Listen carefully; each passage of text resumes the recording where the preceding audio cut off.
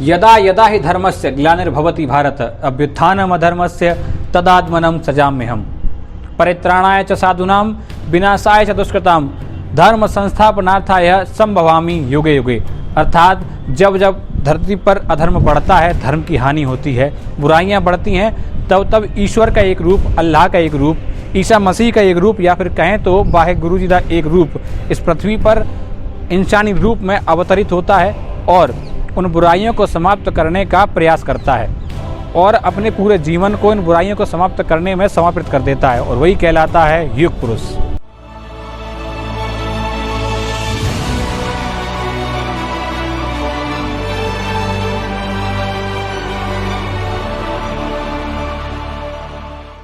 नमस्कार, वेलकम, आदाब, सत श्री अकाल। मैं हूं पवन शर्मा और स्वागत है आपका खबर एक्सपर्ट के ऐतिहासिक कार्यक्रम युग पुरुष में। युग पुरुष में बात एक आज ऐसे महापुरुष की होगी जो वक्त से बड़ा था, आसमान से ऊंचा और समुद्र से गहरा। वो सोचता था तो भारत माता की अस्मिता के बारे में, उसकी आज़ादी के बारे में।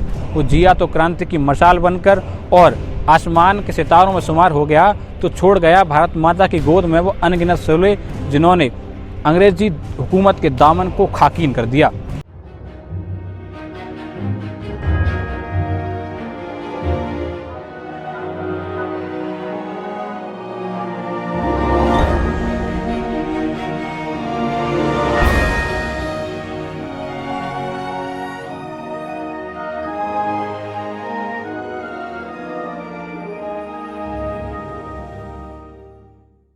शब्द जब बंधन से छूट जाते हैं तो क्रांति आती है, और क्रांति जब आती है तो हिमालय सा हौसला लेकर आती है।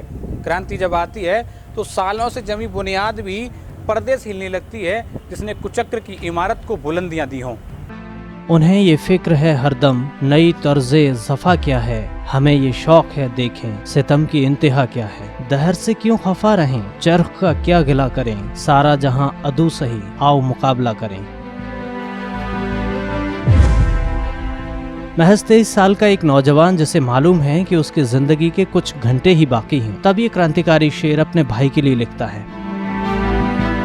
ये हौसला, ये जीवटा और ये दिलेरी हिंदुस्तान के ही किसी बेटे में हो सकती हैं। वही बेटा जो माँ भारती को बंधनों से छुड़ाने के लिए बचपन में ही बंदूकों की खेती करने की सोचता है। नाम सरदार भगत सिंह। 27 सितंबर 1907 में पैदा हुआ था ये महान क्रांतिकारी। सरदार किशन सिंह और उनकी पत्नी श्रीमती विद्यावती कौर को ये जरा भी इल्म न था कि जिस बच्चे का नाम वे बड़े अरमान से भागावाला यानी भाग्यवाला रख रहे हैं, वो एक दिन हिंदुस्तान का भाग्य बदल देगा।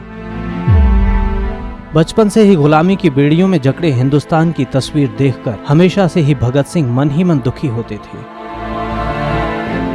भगत सिंह अभी महज 12 ही साल के हुए थे कि उनके दिल को झकझोर देने वाली घटना अमृतसर में घट गई। बैसाखी के पर्व पर जलियांवाला बाग में सैकड़ों लोग बैसाखी मनाने के लिए इकट्ठे हुए थे। इस भीड़ में ज्यादातर बूढ़े, बच्चे और महिलाएं ही थीं। उधर अमृतसर में धारा 144 लागू थी। जनरल डायर अपने सिपाहियों के साथ मौके पर आ पहुंचा। उसने बिना किसी चेतावनी के निहत्थे लोगों पर गोलियां चलवा दी।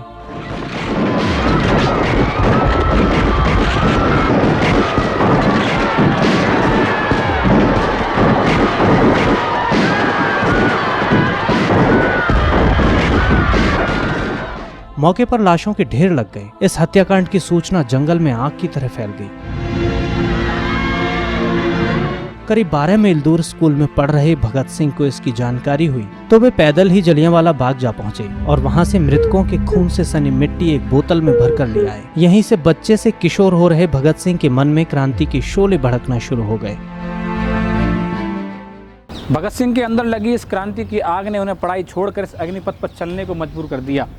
भगत सिंह ने कई सारे क्रांतिकारी दलों की सदस्यता ले ली और खुद को भारत माता के चरणों में समर्पित करने का संकल्प ले लिया।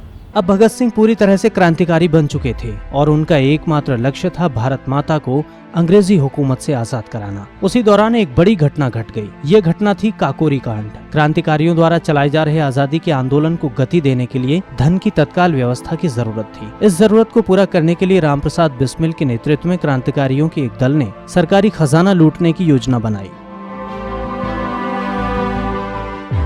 9 अगस्त सन 1925 लखनऊ जिले के काकोरी स्टेशन से छूटी एक पैसेंजर ट्रेन की चेन को खींचकर रोक लिया गया। इस ट्रेन में सरकारी खजाना रखा था। क्रांतिकारी पंडित राम प्रसाद बिस्मिल, अशफाक उल्लाह खां, पंडित चंद्रशेखर आजाद और अन्य 6 सहयोगियों ने ट्रेन पर धावा बोलकर सरकारी खजाना लूट लिया।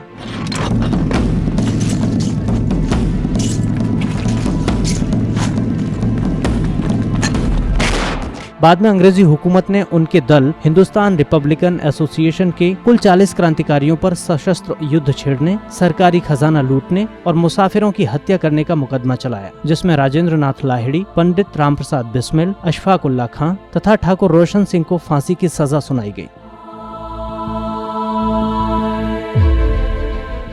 जबकि इस मुकदमे में 16 अन्य क्रांतिकारियों को कम से कम 4 साल की सजा से लेकर अधिकतम काला पानी का दंड दिया गया।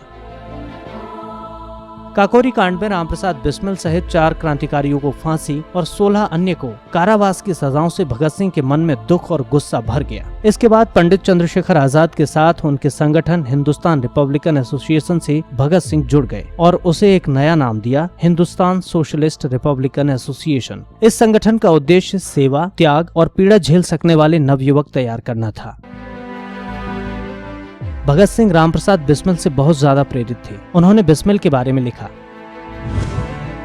ऐसे नौजवान कहाँ से मिल सकते हैं? आप युद्ध विद्या में बड़े कुशल हैं और आज उन्हें फांसी का दंड मिलने का कारण भी बहुत हद तक यही है। इस वीर को फांसी का दंड मिला और आप हंस दिए। ऐसा निर्भीक वीर, ऐसा सुंदर जवान, ऐसा योग्य और उच्च कोटि का लेखक और निर्भय योद्धा मिलना कठिन है। अब भगत सिंह सक्रिय तौर पर एक क्रांतिकारी बन चुके थे। वे सभी क्रांतिकारी गतिविधियों में हिस्सा लेने लगे थे। इसी बीच साइमन कमीशन का विरोध कर रहे लोगों पर पुलिस ने बर्बर लाठीचार्ज कर दिया। इस लाठीचार्ज में घायल हुए लाला लाजपत राय की मौत हो गई। सन 1928 में साइमन कमीशन के बहिष्कार के लिए जबरदस्त प्रदर्शन हुए, लेकिन फिरंगी हुकूमत किसी भी कीमत पर इस तरह के प्रदर्शनों का दमन कर देना चाहती थी। पुलिस सुपरिंटेंडेंट स्कॉट के नेतृत्व में भीड़ पर बर्बर लाठीचार्ज हुआ। इस लाठीचार्ज में लाला लाजपत राय को गहरी चोटें आईं और उनकी मौत हो गई। घटना से भगत सिंह के अंदर प्रतिशोध की आग जलने लगी। भगत सिंह ने चंद्रशेखर आजाद के साथ मिलकर लालाजी की मौत का बदला लेने की ठान ली। एक गुप्त योजना के तहत इन्होंने पुलिस सुपरिंटेंडेंट स्कॉट को मारने का खाका तैयार किया। योजना के अनुसार भगत सिंह और राजगुरु लाहौर कोतवाली के सामने व्यस्त मुद्रा में टहलने लगे। उधर जयगोपाल अपनी साइकिल को लेकर ऐसे बैठ गए जैसे वो खराब हो गई हो। गोपाल के इशारे पर दोनों सचेत हो गए। चंद्रशेखर आजाद छिपकर घटना को अंजाम देने में रक्षक का काम कर रहे थे। 17 दिसंबर सन 1928 को करीब 4:15 बजे एसएसपी सॉन्डर्स के आते ही राजगुरु ने एक गोली सीधी उसके सिर में मार दी, जिसके तुरंत बाद वो होश खो बैठा। इसके बाद भगत सिंह ने 3-4 गोलियां दागकर उसके सिर में मारी। सॉन्डर्स ढेर हो गया। ये दोनों जैसे ही भाग रहे थे, एक सिपाही ने इनका पीछा किया। चंद्रशेखर आजाद ने उसे गोली मार दी। इस तरह इन लोगों ने लाला लाजपत राय की मौत का बदला ले लिया था। इस घटना के बाद समूचे लाहौर में पुलिस सरगर्मी से इस घटना को अंजाम देने वालों को तलाश रही थी, लेकिन इस घटना को अंजाम देकर भगत सिंह अपने साथियों के साथ गोरों को चकमा देकर लाहौर से पंजाब आ गए। भगत सिंह कभी भी खून खराबे के पक्ष में नहीं थे। वे समाजवाद के पक्के पोषक थे। उन दिनों पूंजीपति वर्ग द्वारा मजदूरों पर जुल्म ढाया जा रहा था, जिसके वे सख्त खिलाफ थे। वहीं अंग्रेजों द्वारा भी मजदूर वर्ग पर जुल्म ढाया जा रहा था। मजदूरों को इस जुल्म से बचाने और 30 करोड़ हिंदुस्तानियों को जगाने के लिए उनका नाम अब इतिहास में स्वर्णिम अक्षरों में लिखा जाने वाला था। भगत सिंह पिस्तौल और पुस्तक दोनों से बराबर प्यार करते थे। पढ़ना उनका शौक था। भगत सिंह एक उच्च कोटि के विचारक थे, जिनके चिंतन में गरीब और शोषितों का उत्थान रहता था। यही वजह थी कि अंग्रेजों की दमनकारी नीतियां उन्हें अंदर तक सालती थीं। मजदूरों के प्रति अंग्रेजी हुकूमत की हद दर्जे की ज्यादती से उनका दिल भर आया।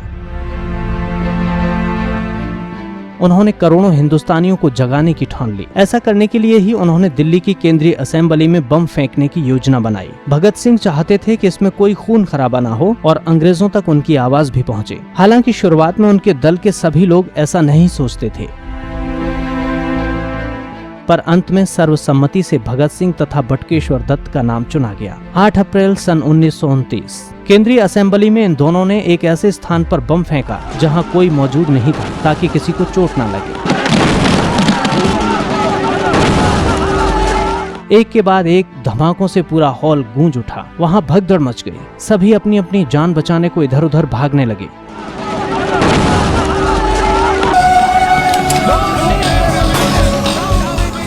पूरा हॉल धुएं से भर गया। सभी भाग रहे थे, लेकिन भगत सिंह और बटुकेश्वर दत्त अटल होकर वहीं खड़े थे। बम फटने के बाद उन्होंने इंकलाब जिंदाबाद, साम्राज्यवाद मुर्दाबाद का नारा लगाया और अपने साथ लाए हुए पर्चे हवा में उछाल दिए।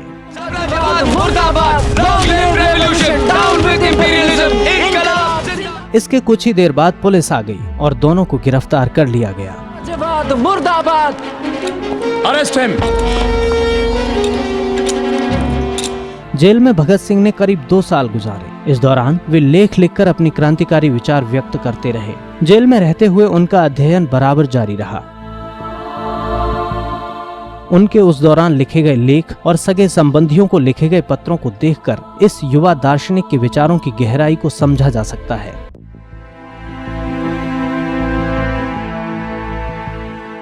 अपने लेखों में उन्होंने कई तरह से पूंजीपतियों को अपना शत्रु बताया। उन्होंने लिखा कि मजदूरों का शोषण करने वाला चाहे एक भारतीय ही क्यों ना हो, वह उनका शत्रु है। जेल में अंग्रेजी में एक लेख भी लिखा जिसका शीर्षक था, मैं नास्तिक क्यों हूं।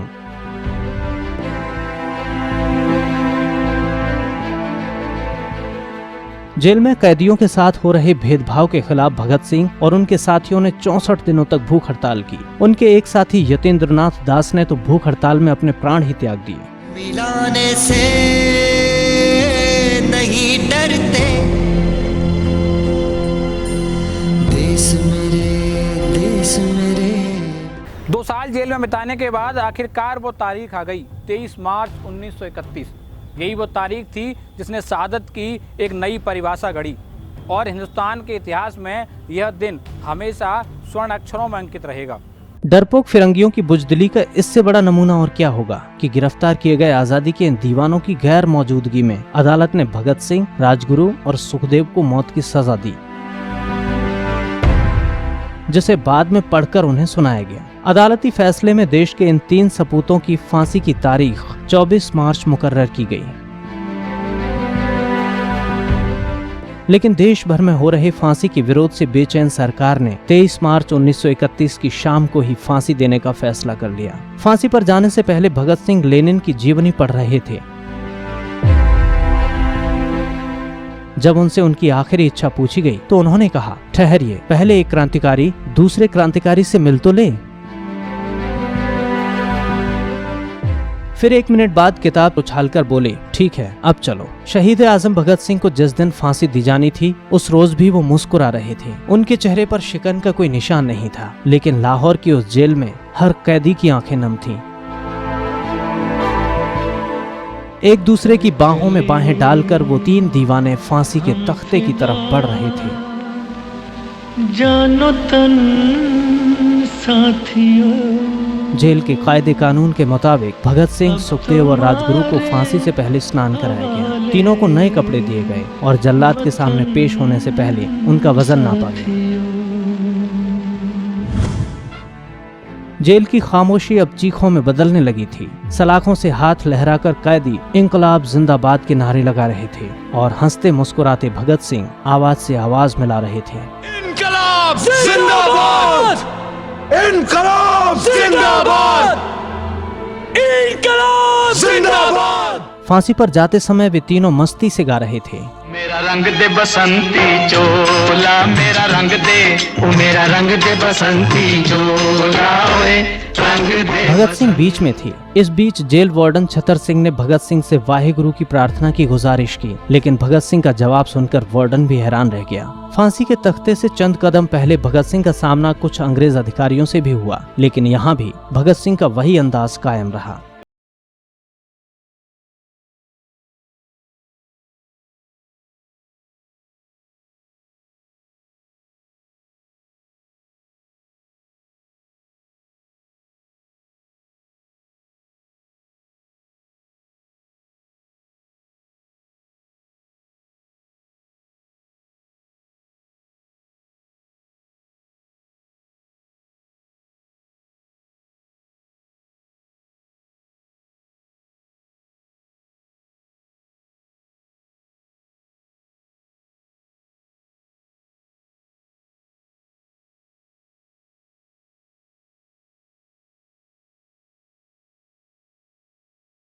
फांसी के बाद जेल वार्डन बैरक की तरफ भागा और फूट फूट कर रोने लगा। वो कह रहा था कि 30 बरस के सफर में उसने कई फांसियां देखी, लेकिन फांसी के फंदे को इतनी बहादुरी और ऐसी मुस्कुराहट के साथ कबूल करते उसने पहली बार किसी को देखा है। भगत सिंह को कुछ लोग हिंसा का समर्थक मानते हैं, लेकिन शायद वे अहिंसा के सबसे बड़े पुजारी थे। सन 1922 से लेकर 1927 तक राम प्रसाद बिस्मिल ने एक लंबी वैचारिक यात्रा पूरी की थी। भगत सिंह उनके विचारों से बहुत प्रभावित थे। शायद वे राम प्रसाद बिस्मिल की आय की कड़ी थे। उनके जीवन का गहनता से अध्ययन करने में पता चलता है कि वे एक सजग विचारक भी थे। अगर भगत सिंह हिंसा के समर्थक होते तो सेंट्रल असेंबली में वे घातक बम का इस्तेमाल कर दर्जनों लोगों को मौत की घाट उतार सकते थे। इतना ही नहीं, उनके और बटुकेश्वर दत्त के पास रिवॉल्वर थी, जिससे वे कई लोगों को मौके पर ही जान से मार देते। लेकिन वे तो अपनी गिरफ्तारी देकर देश भर को अपने विचारों से अवगत कराकर लोगों के सोए मन को जगाना चाहते थे। वे चाहते थे कि भारत को आजाद कराने की जैसी तड़प उनके अंदर है, वही तड़प हर देशवासी के अंदर पैदा हो जाए।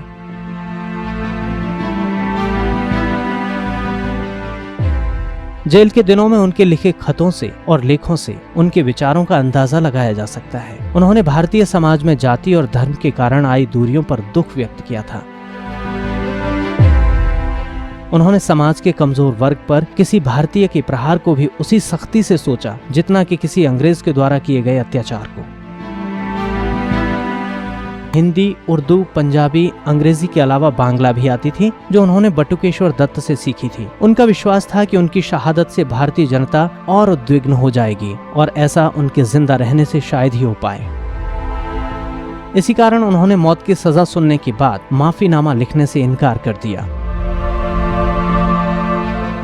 पंडित राम प्रसाद बिस्मिल ने अपनी आत्मकथा में जो जो दिशा निर्देश दिए थे, भगत सिंह ने उनका अक्षरशः पालन किया। उन्होंने अंग्रेज सरकार को एक पत्र भी लिखा जिसमें कहा गया था कि उन्हें अंग्रेजी सरकार के खिलाफ भारतीयों के युद्ध का प्रतीक एक युद्ध बंदी समझा जाए और फांसी देने के बजाय गोली से उड़ा दिया जाए। चंद्रशेखर से पहली मुलाकात के समय जलती हुई मोमबत्ती पर हाथ रखकर उन्होंने कसम खाई थी कि उनकी जिंदगी देश पर ही कुर्बान होगी, और उन्होंने अपनी वो कसम पूरी करके दिखा दी। अपनी फांसी के एक दिन पहले यानी 22 मार्च 1931 को अपने आखिरी पत्र में भगत सिंह ने इस बात का जिक्र भी किया। भगत सिंह ने खत में लिखा, साथियों, स्वाभाविक है, जीने की इच्छा मुझ में भी होनी चाहिए। मैं इसे छिपाना नहीं चाहता हूँ, लेकिन मैं एक शर्त पर जिंदा रह सकता हूँ कि कैद होकर या पाबंद होकर ना रहूं। मेरा नाम हिंदुस्तानी क्रांति का प्रतीक बन चुका है। क्रांतिकारी दलों के आदर्शों ने मुझे बहुत ऊंचा उठा दिया है, इतना ऊंचा कि जीवित रहने की स्थिति में मैं इससे ऊंचा नहीं हो सकता था। मेरे हंसते हंसते फांसी पर चढ़ने की सूरत में देश की माताएं अपने बच्चों के भगत सिंह बनने की उम्मीद करेंगी। इससे आजादी के लिए कुर्बानी देने वालों की तादाद इतनी बढ़ जाएगी कि क्रांति को रोकना नामुमकिन हो जाएगा। आजकल मुझे खुद पर बहुत गर्व है। अब तो बड़ी बेताबी से अंतिम परीक्षा का इंतजार है। कामना है कि ये और नजदीक हो जाए। धन्य है भगत सिंह के माँ बाप जिन्होंने ऐसे परोपकारी बच्चे को जन्म दिया। धन्य है भारत माता जिसकी पवित्र गोद में भगत सिंह जैसा उच्चादर्शवादी पला बढ़ा और मातृभूमि पर कुर्बान हो गया। भगत सिंह जैसे लोग बिरले होते हैं जिनका जीवन उसूल, आदर्श और लक्ष्य के प्रति समर्पित होता है। ऐसे लोग कभी कभी ही पैदा होते हैं, लेकिन सदियां इन्हें जिंदा रखती हैं और युगों युगों तक इन्हें याद किया जाता है। भगत सिंह ऐसे ही एक अमर सपूत हैं जिनकी स्थूल देह तो देश के काम आकर देश की माटी में मिल गई, लेकिन उनका व्यक्तित्व हर पीढ़ी को हौसला देगा, देश के लिए मर मिटने की प्रेरणा देगा। इस युग पुरुष को खबर एक्सपर्ट का भी सलाम। युग पुरुष में आज बस इतना ही। अगले एपिसोड में फिर होगी मुलाकात एक नए व्यक्तित्व के साथ, एक नए युग पुरुष के साथ। तब तक के लिए मुझे दीजिए आज्ञा। आप देखते रहिए खबर एक्सपर्ट। नमस्कार।